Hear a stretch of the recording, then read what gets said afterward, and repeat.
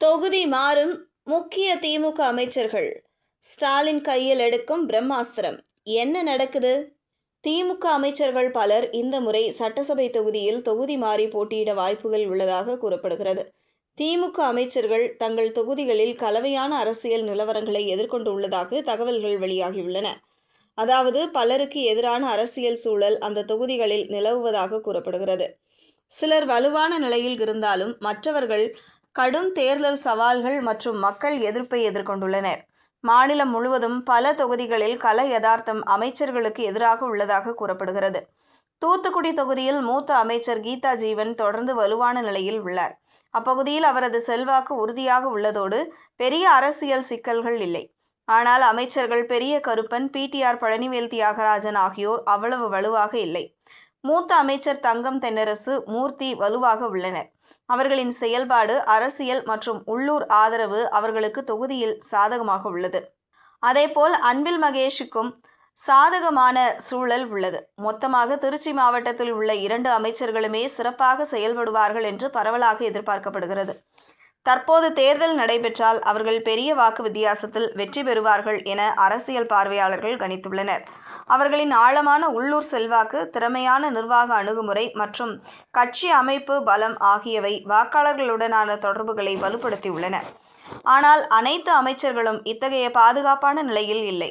அமைச்சர்கள் ரகுபதி மற்றும் எஸ். சிவசங்கர் ஆகியோர் தங்களுக்குரிய தொகுதிகளில் கணிசமான சிரமங்களை எதிர்கொள்வதாக கூறப்படுகிறது. கட்சி மட்டத்திலான கருத்துகளும் கள அறிக்கைகளும் வாக்காளர்களிடையே அதிருப்தி அதிகரிப்பதை காட்டுகின்றன. இதற்கிடையில் செஞ்சி தொகுதியில் அரசியல் களம் கடும் போட்டியுள்ள களமாக மாறி வருகிறது. அமைச்சர் மஸ்தான் கடுமையான சவால்களை சந்தித்து வருவதால் மேம்பட்ட களப்பணி மற்றும் வலுவான வியூகம் உடனடியாக தேவை என கட்சி வட்டாரங்கள் வலியுறுத்துகின்றன. மாறிவரும் அரசியல் சூழல், இந்த உட்கட்சி சவால்கள் திமுகவின் தேர்தல் வாய்ப்புகளில் பெரும் தாக்கத்தை ஏற்படுத்தும். தமிழ்நாடு சட்டப்பேரவை தேர்தல் நெருங்கி வரும் சூழலில் ஆளும் திமுக அரசு தனது தேர்தல் வியூகங்களை வகுப்பதில் தீவிரம் காட்டி வருகிறது.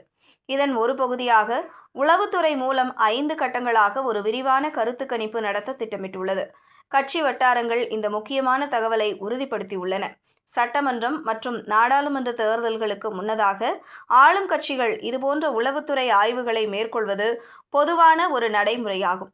இதன் முக்கிய நோக்கம் தங்கள் கட்சிக்கும் கூட்டணி கட்சிகளுக்கும் சாதகமான தொகுதிகளுடன் சவால்களை எதிர்கொள்ள வேண்டிய பலவீனமான பகுதிகளையும் துல்லியமாக அடையாளம் காண்பதுதான்.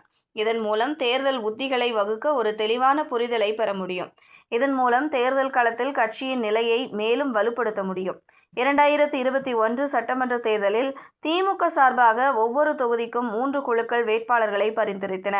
பின் இறுதி பட்டியலில் லஞ்சம், செல்வாக்கு பங்காற்றியதற்காக பரவலான புகார்கள் எழுந்தன. அதாவது வேட்பாளர்களை தேர்வு செய்து அந்த லிஸ்டை திமுக தலைவர் ஸ்டாலினிடம் கொடுக்க வேட்பாளர்களிடம் அந்த குழுக்கள் பணம் வாங்கியதாக புகார் வைக்கப்பட்டது.